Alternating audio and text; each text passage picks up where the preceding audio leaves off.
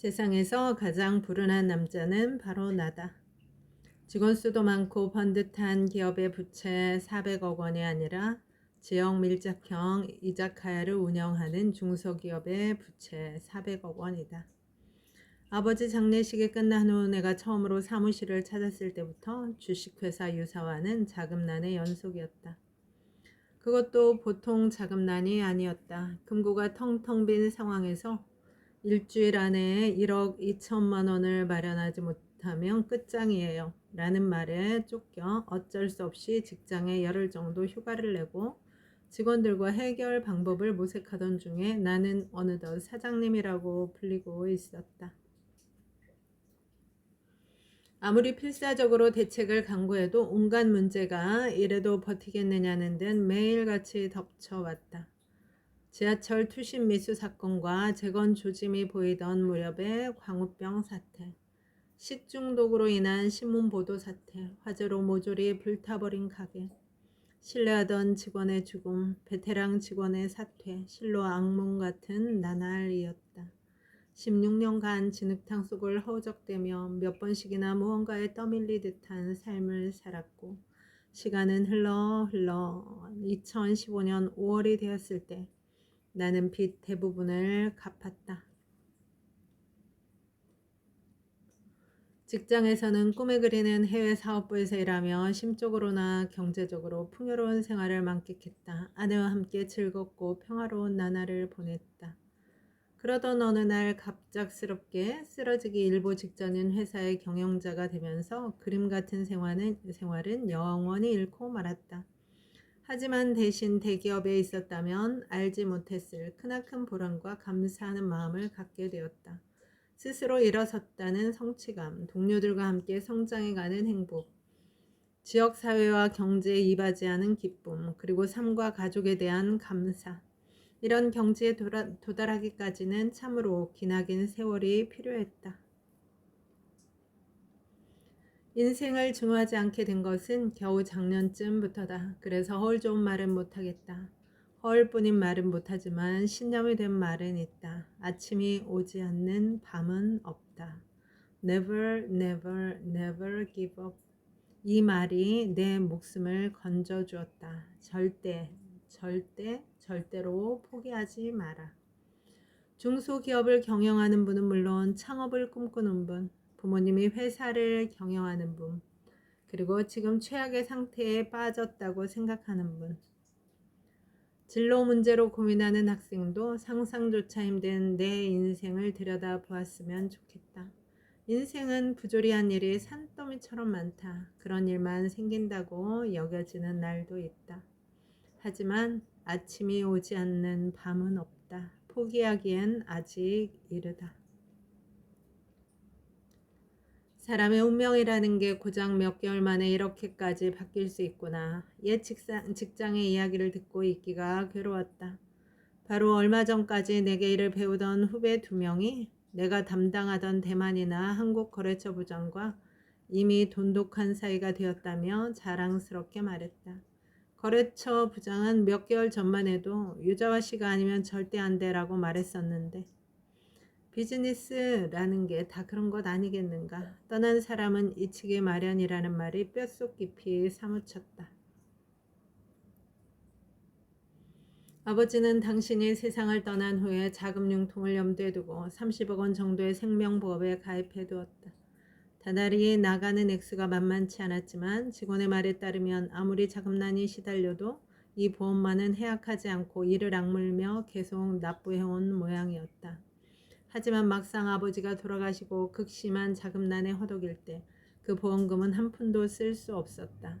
대형 은행에서 담보 설정을 해둔 탓에 보험금 전액을 고스란히 은행빚에 충당해야 했던 것이다.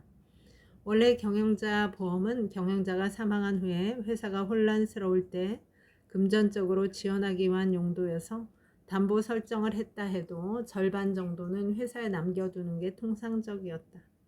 전액을 은행빚에 충당하는 것은 피도 눈물도 없는 처사였다.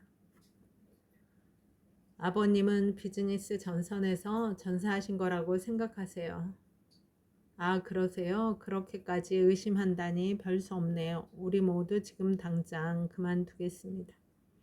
만일 아드님이 회사를 물려받지 않는다면 어머님께서 사장 자리에 앉아야 하는데 그래도 괜찮으시겠어요? 요코하마를 향하던 2시간가량 나는 줄곧 뒷좌석에 웅크리고 앉아 울었다. 쉴 새 없이 흐르던 눈물에는 두 가지 의미가 담겨 있었다. 하나는 순수하게 아버지를 잃은 슬픔의 눈물이었다. 말도 잘 섞지 않고 속내도 터놓지 않는 부자 사이였지만 아버지는 서투르나마 애정을 다하며 나를 소중히 키워주셨다. 남보다 갑절은 더 많은 경험을 쌓게 해주셨다.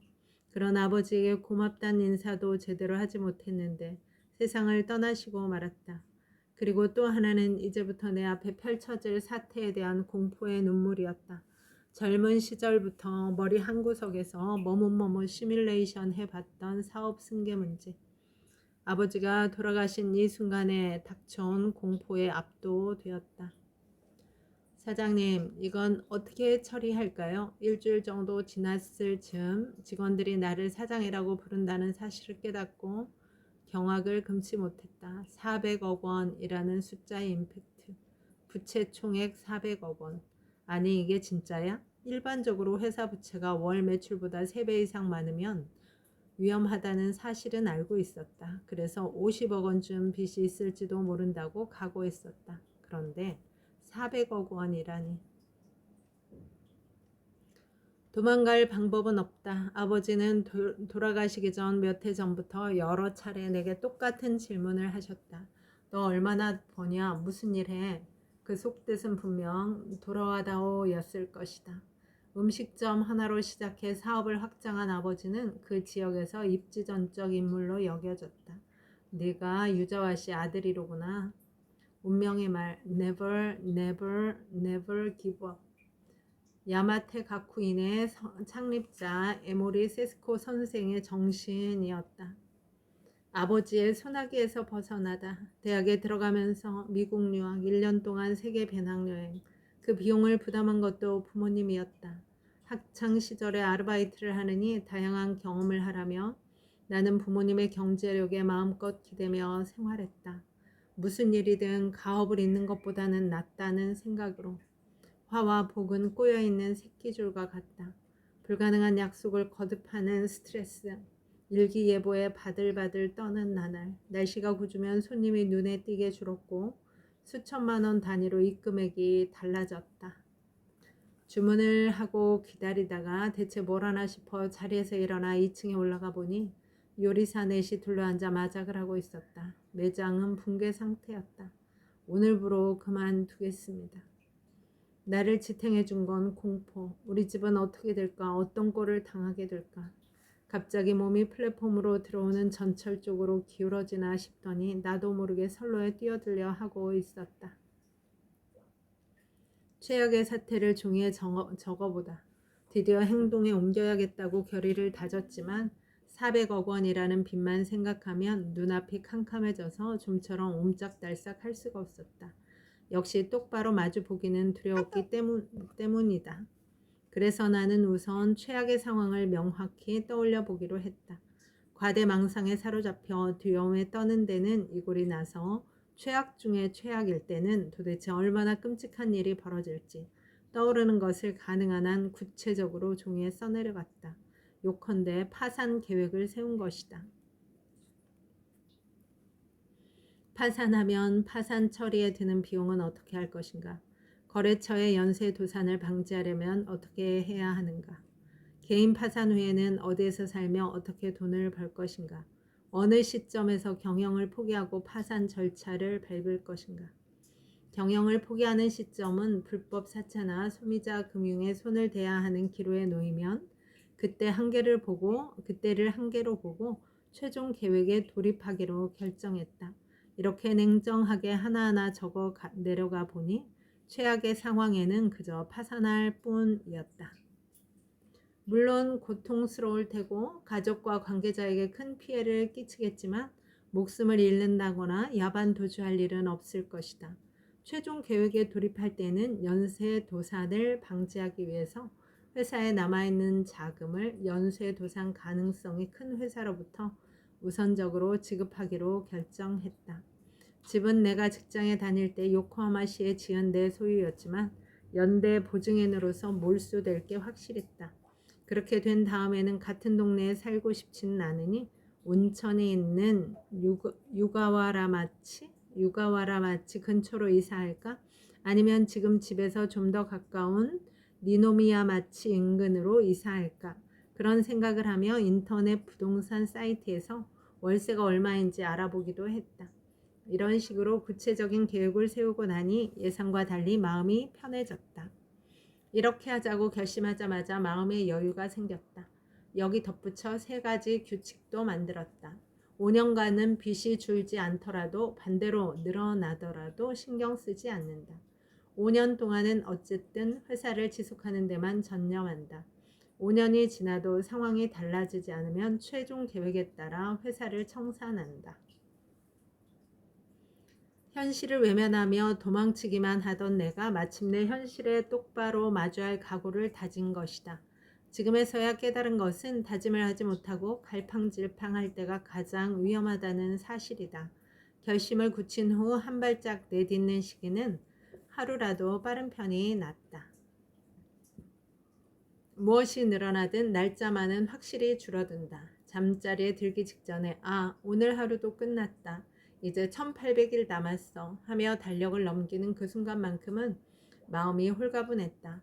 한 곳이면 충분하다. 성공 매장을 만들자. 경영자로서 각오는 다져졌다. 실패 그리고 전해지지 않는 마음. 고객의 뒤를 밟아 알게 된 페인. 좁히다 결정하다 흔들리지 않다. 주 고객층을 명확하게 잡고 손님이 흡족해 할 만한 가게를 만드는 것이 해결책이라고 생각했다. 야마모토 씨, 땡땡 전자에 근무하는 55세 부장. 항상 2-3명과 함께 방문. 모듬 회와 냉두부 샐러드, 닭고기 튀김을 주문. 음료는 첫 잔은 맥주, 그 다음부터는 고구마 소주. 이 가공에 야마모토 씨를 만족시키기 위해 머리를 짜냈다.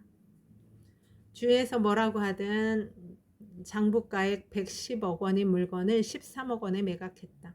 어머니는 아깝다며 탄식했지만 어쨌든 빚을 줄이고 싶었다.